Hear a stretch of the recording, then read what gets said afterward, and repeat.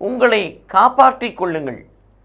இயேசு கிறிஸ்துவுக்குள் பிரியமான என் சகோதர சகோதரிகளை, இந்த நிமிடம் நெஞ்சதிக்கு இயேசுவின் நாமத்தில் நான் உங்களை அன்போடு அழைக்கிறேன். உங்களை காப்பாற்றிக் கொள்ளுங்கள்.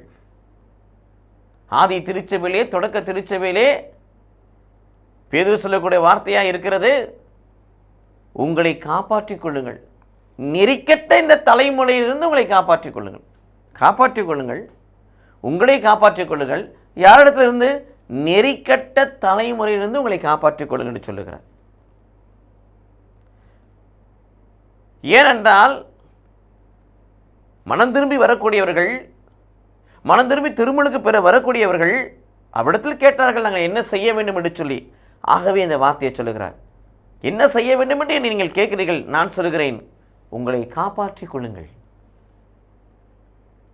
சிறை வழிபாட்டு தீட்டுக்கு அழைத்து சொல்லுகிற, பாவ வழிக்கு இட்டு சொல்லுகிற, சட்டத்துக்கு அடிமையாக்குகிற, ஆண்டுடைய வார்த்தையை முரண்பாடை வாழ வைக்கிற, இயேசுவை ஆண்டவனை ஏற்க செய்யாத ஒரு மனோபாவத்தை கொள்ளுகிற இந்த கூட்டத்திலிருந்து, சீர்கட்ட தலைமுறையிலிருந்து உங்களை காப்பாற்றிக் கொள்ளுங்கள். அதான் நீங்கள் முதல்ல செய்ய வேண்டும் என்று சொல்லுகிறார்.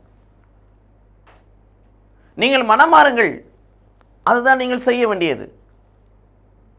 உங்கள் பாவங்களிலிருந்து மன்னிப்பு பெறுவதற்காக இயேசுவின் பெயரால் திருமுழுக்கு பெறுங்கள், அதுதான் நீங்கள் செய்ய வேண்டியது. தூய ஆவியை நம்பிக்கையின் வழியாக தூய ஆவியை கொடையாக பெற்றுக்கொள்ளுங்கள், அதுதான் நீங்கள் செய்ய வேண்டியது. இயேசு கிறிஸ்துவுக்குள் பிரியமானே, அவர்கள் சொல்ல அதே காரியத்தை கடவுள் இன்று நமக்கு சொல்லுகிறார். நெறிக்கட்ட நம்மை சுற்றி நெறிக்கட்ட ஒரு தலைமுறை சுற்றி கொண்டிருக்கிறது. அவற்றிலிருந்து நான் நம்மை காப்பாற்றிக் கொள்ள அவர்கள் என்ன செய்தார்களோ, அவர்களுக்கு என்ன செய்ய வேண்டும் என்று பேதுரு சொன்னாரோ, அதையே கடவுள் நமக்கு சொல்லுகிறான். அதனே செய்வோம். கடவுள் நம்மை ஆசீர்வதிப்பாராக. ஆமென்.